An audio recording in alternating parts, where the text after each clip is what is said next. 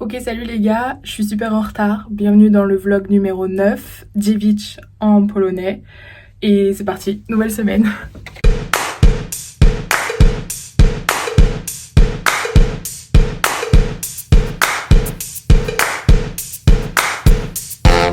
Ok les amis, le vlog ne se passe pas du tout comme prévu. Depuis hier, mes meilleurs amis sont ça marche plus. Je pensais que c'était juste le froid de ce week-end, genre qu'il y avait eu un rhume ou quoi. Mais là, genre j'ai la gorge comme ça. Et vous savez, là, la luette au fond de la gorge, elle est genre énorme. Du coup, je suis un peu en mode, je croise les doigts que ce soit pas une angine. Là, c'est pas ouf du coup, parce que je peux rien faire à part dormir. J'ai quand même mon mémoire que je dois beaucoup avancer cette semaine normalement. On était censé aller en boîte jeudi, il y a une grosse soirée avec les étudiants et surtout dimanche, j'ai une grosse course. Donc je croise vraiment les doigts pour que ça s'améliore parce que vous emmener visiter un cabinet médical polonais, c'est pas du tout au programme. Et c'est super relou là actuellement.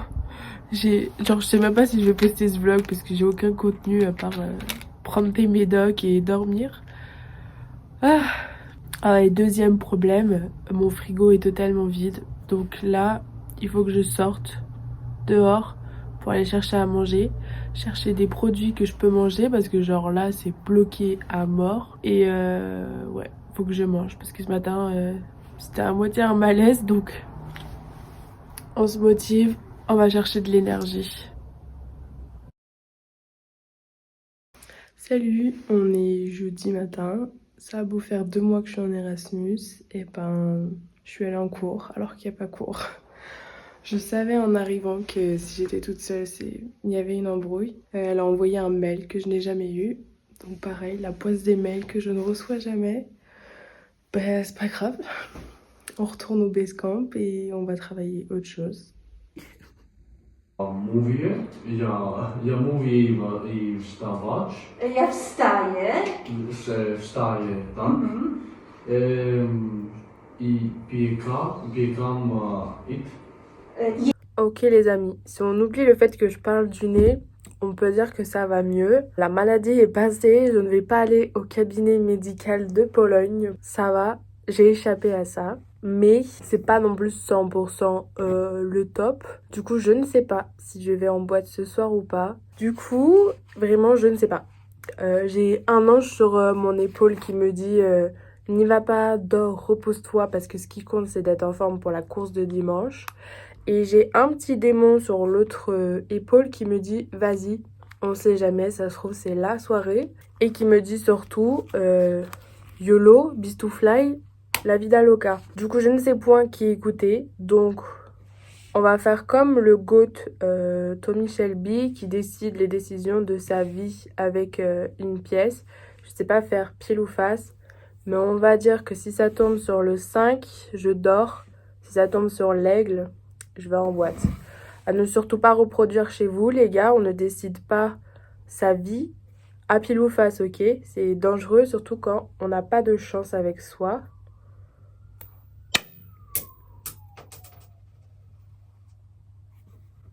Ay caramba.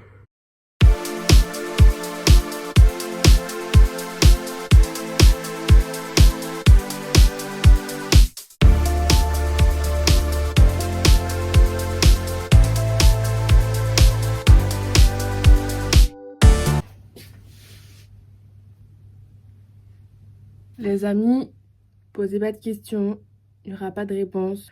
See you tomorrow. Bonne nuit, dobra noc. Dawaj.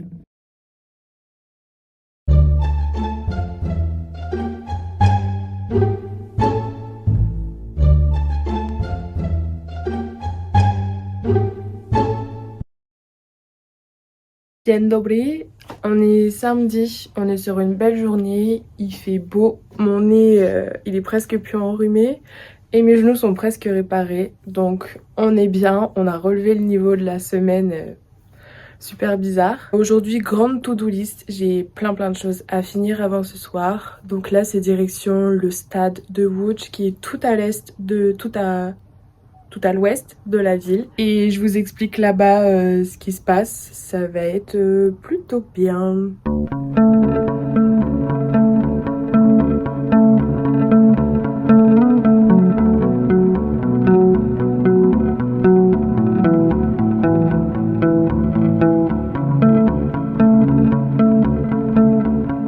Ok guys, besoin d'une pause parce que ce qui se passe là, j'ai l'impression d'être sur une autre planète. Genre vraiment, on a eu cet immense sac. C'est vraiment genre, il est rempli de petits goodies et tout. Moi je m'attendais à juste venir chercher un dossard et un t-shirt. Et je repars avec plein de trucs gratos, donc ça c'est trop bien. Mais du coup quand même pour vous expliquer la situation, c'est que du coup le marathon de Pologne cette année il est organisé ici. Donc il y a le big de marathon, plus il y a les qualifications pour les JO. Donc c'est vraiment un gros event avec plein d'activités, d'infrastructures, tout ça. Donc je me suis dit bah vas-y, pour les petits souvenirs, la petite anecdote, j'y vais. Alors je vous arrête tout de suite, je fais pas le marathon, hein. C'est au-delà de mes forces, je ferai jamais ça. Mais du coup il y a aussi genre par exemple une course pour les enfants, une course de relais et il y a un 10 km. Donc moi je me suis inscrite pour le 10 km.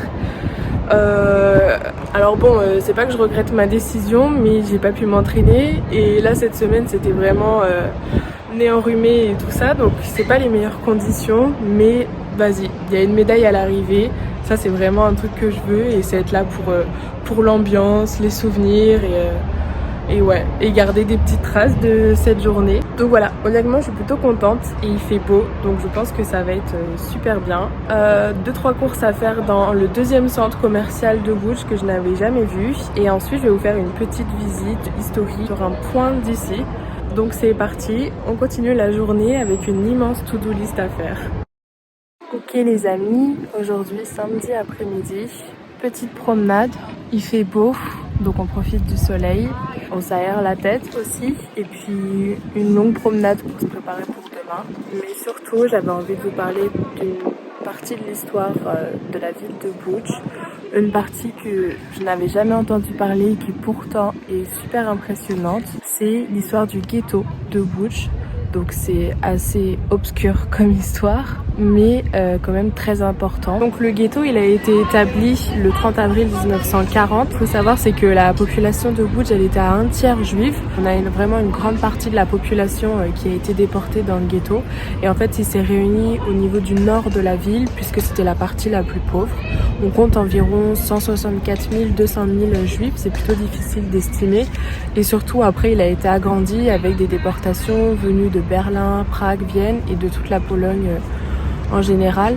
Donc c'est le deuxième plus grand ghetto de Pologne. Le premier, c'est celui de Varsovie. Mais ce qui fait la particularité de celui-ci, c'est que c'est celui qui a le plus perduré et qui a été le plus...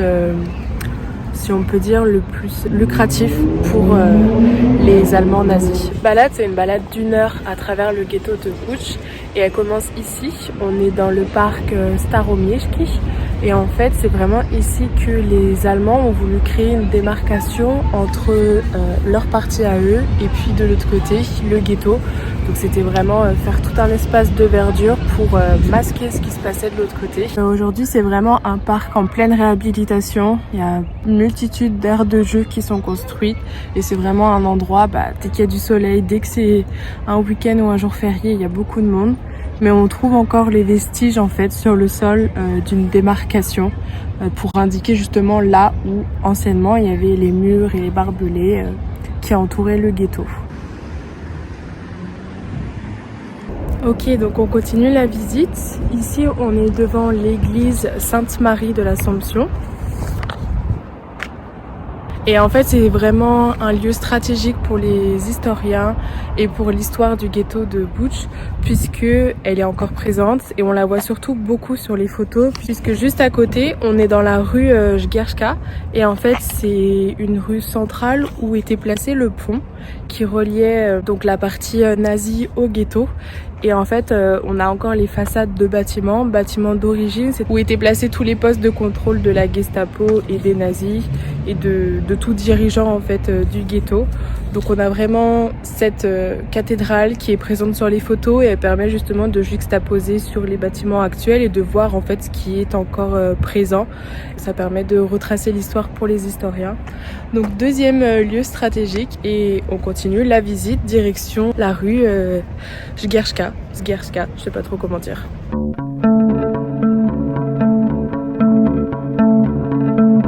Et donc c'est vraiment ici, à côté de l'église, qu'était construit le pont. Il y avait une passerelle pour passer à pied, puisque sinon il y avait encore les lignes de tram.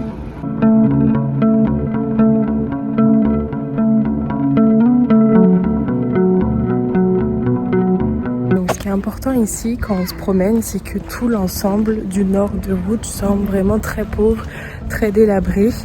Et en fait, c'est assez important de comprendre pourquoi, parce que c'est pas seulement la Pologne grise et en ruine de notre imaginaire. Il faut vraiment voir au-delà, parce que c'était déjà une partie de la ville qui était pauvre.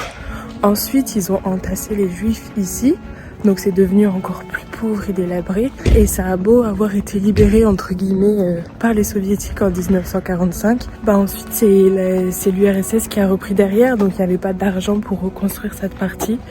Et c'est vraiment, il y a tout un décalage entre ce que nous, on connaît en France et ce qui se passe dans les pays de l'Est et la manière dont ils sont construits, dans la manière dont ils reconstruisent aussi leur ville. Et je trouve que c'est quand même important de le comprendre parce que personnellement, quand je suis arrivée, du coup, mon logement temporaire était ici et j'ai vraiment eu un choc culturel de voir l'état des bâtiments. J'avais vraiment l'impression d'avoir fait un retour dans le passé. Et ce n'est qu'après que j'ai compris que c'était en fait anciennement le site du ghetto de Łódź et que c'est pour ça que les bâtiments étaient dans cet état-là, qu'il y avait les graffitis et qu'on avait vraiment l'impression d'être dans un lieu vraiment après la guerre où en fait ils sont encore en train de se reconstruire et que les bâtiments sont assez abîmés. Et donc voilà, ça c'était une petite aparté que je voulais faire parce que ça me semblait quand même important de préciser que il y a l'image qu'on se fait de la Pologne, mais quand on cherche un peu plus loin, il y a quand même des faits historiques derrière et le décalage culturel, il existe entre plein de pays et c'est bien de pas toujours se fixer comme notre pays, le référentiel en fait de modernité et d'avancée. Donc voilà. On continue la visite. Cette fois, on monte un peu plus vers le nord. Ça s'étend vraiment sur des kilomètres. Ça fait une petite promenade. Ok, je reprends avec les faits historiques. Ce qu'il faut savoir et qui fait que ce ghetto, justement, il est très important, c'est que de base, il devait seulement être temporaire pour les nazis. Et en fait, la particularité de Łódź, comme je vous l'ai déjà dit dans une précédente vidéo, c'est que c'est vraiment un pôle majeur de l'industrie du textile. Les Allemands avaient besoin de vêtements et de chaussures pour la guerre. Donc ils ont vraiment transformé le ghetto en une immense manufacture main-d'œuvre gratuite pour produire justement des vêtements pour les soldats. Et ce qui fait aussi qu'il est super important en fait, c'est qu'il a fonctionné. Par exemple, le ghetto de Varsovie qui est celui le plus grand de Pologne, celui-ci il y a eu plusieurs révoltes et il a fini par être dissous. Celui de Łódź, il a vraiment fonctionné pendant 4 ans, donc c'est assez impressionnant quand même d'imaginer en fait des juifs qui pendant 4 ans ont travaillé gratuitement dans la misère et la famine, et surtout que malheureusement ça ait fonctionné pour les nazis. Et cette particularité justement que ça ait fonctionné, c'est parce que dans leur esprit c'était si on coopère, si on travaille, si on continue de fonctionner pour eux, ils ne vont pas nous tuer. Donc c'était vraiment cette idée de on continue à tout bien faire et comme ça pas de vagues, pas d'échauffement et on reste en vie. Et donc troisième point qui fait que aussi ça a continué de fonctionner malheureusement, c'est qu'il y a un personnage assez controversé de l'histoire de la ville de Łódź. C'est qu'il y a un homme, je ne prononcerai pas son nom parce que c'est sûr que je vais écorcher comment ça se prononce, mais je vous l'écris juste là. Et en fait il a coopéré pendant 4 ans avec les nazis. C'est même plus que de la coopération, c'est de la collaboration. Et en fait, il a organisé tout le ghetto en quartier pour produire justement les textiles nécessaires à l'armée. Et en fait, c'est vraiment assez ambivalent dans l'histoire puisque c'était plus que seulement coopérer, c'était vraiment fournir un discours en fait auprès des juifs enfermés dans le ghetto pour continuer à travailler, pour vraiment mettre en place tout un état d'esprit que tout va bien dans le ghetto, on doit travailler et la mort n'est pas à la fin du chemin. Et cet homme, il pensait vraiment qu'il était assez important et influent dans la ville de Łódź pour sauver sa propre vie. Et malheureusement non, il a fini avec toute sa famille déportée à Auschwitz. Donc ça montre vraiment qu'il y avait cet état d'esprit où il pensait survivre s'il continuait de travailler pour les nazis. Et c'est assez triste vraiment parce que le ghetto a survécu, mais parce que les gens pensaient eux-mêmes survivre. Ensuite, le ghetto a commencé à être vraiment trop surchargé. C'est là que les Allemands ont envisagé justement le début des déportations.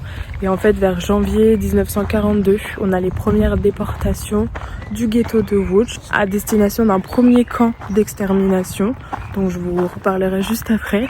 Et ici, par exemple, on est dans un parc où on a une commémoration pour tous les enfants juifs qui sont morts justement à l'intérieur du ghetto, mais aussi aux déportations.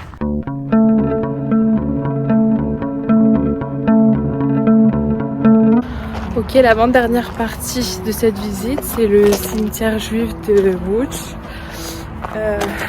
Ça fait 10 minutes que je marche, je fais tout le tour. Je n'arrive pas à trouver l'entrée. Et on arrive à la fin de la balade. On arrive à la fin de l'histoire aussi. Le dernier point, c'est comme je vous ai parlé, les déportations de 1942 à 1944. Le ghetto était devenu beaucoup trop surchargé. Les nazis ont commencé à procéder à des déportations. Jusqu'en 1944, c'était pas à destination d'Auschwitz. C'était à 1h30 de voiture d'ici, à Chemnow, quelque chose comme ça. Fait important, Chemnow c'est vraiment juste un camp d'extermination et les chambres à gaz n'existaient pas encore.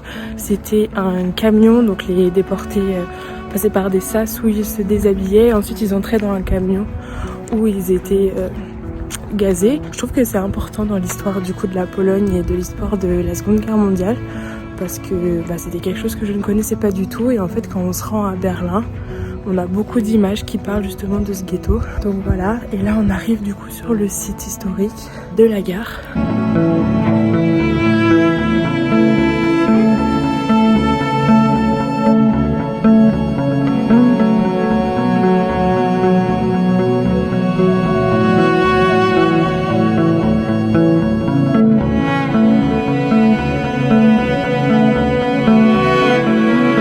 D'ailleurs, le monsieur assez controversé dont je vous ai parlé tout à l'heure, il était aussi chargé d'établir des listes de juifs qui devaient être déportés à destination du camp d'extermination de Chemnow. Et donc ça s'est fait vraiment progressivement, mais arrivé en 1944, fin 1944, début 45, ils ont vraiment procédé à une liquidation totale du ghetto. Et cette fois, les convois de déportation allaient directement à Auschwitz. L'autre camp n'a plus servi.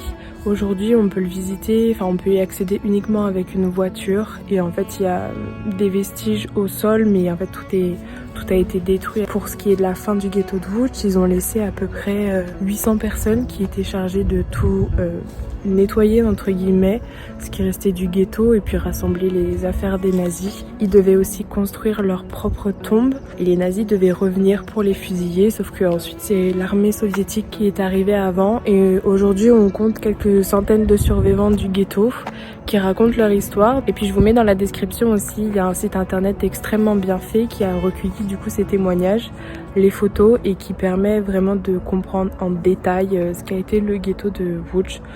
Bien mieux que moi comment j'ai pu vous le raconter. J'ai essayé de faire ça de manière assez synthétique. J'avoue que je me suis un peu pris pour Stéphane Bern par ses méthodes histoire publique. Du coup c'est la fin de ce petit épisode historique. J'ai pas pu vous montrer le cimetière juif, il est vraiment immense, c'est la plus grande nécropole juive d'Europe, donc c'est quand même assez impressionnant.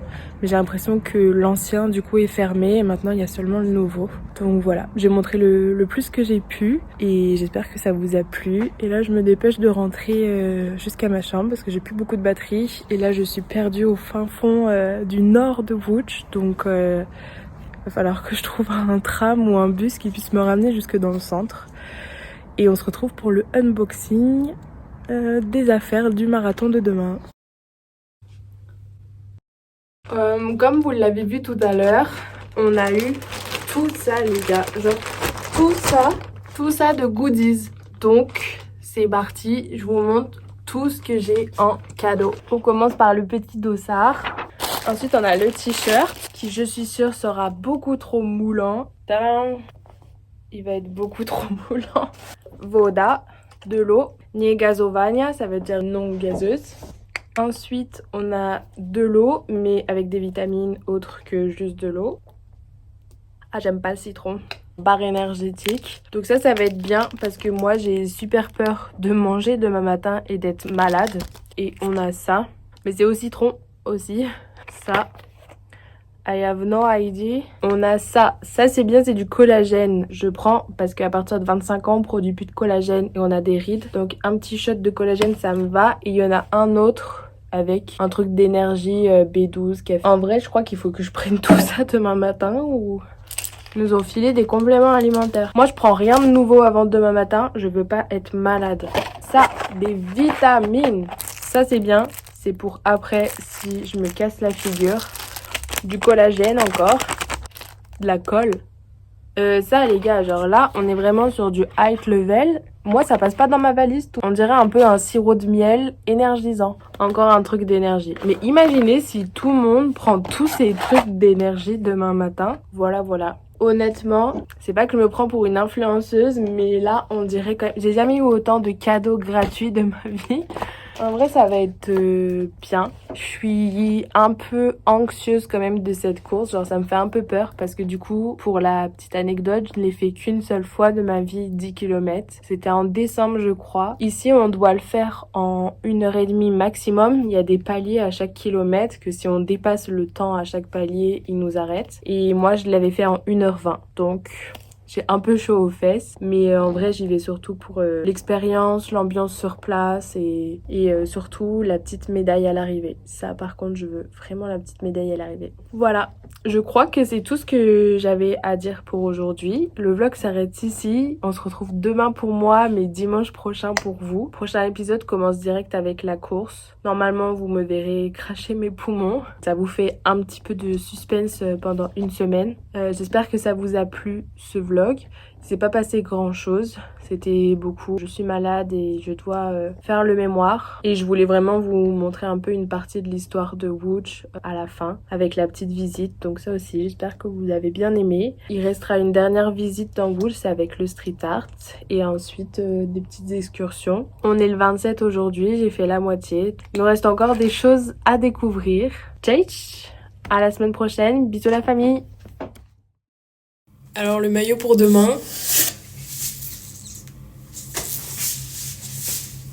On dirait pas, je fais le tour de France là, c'est...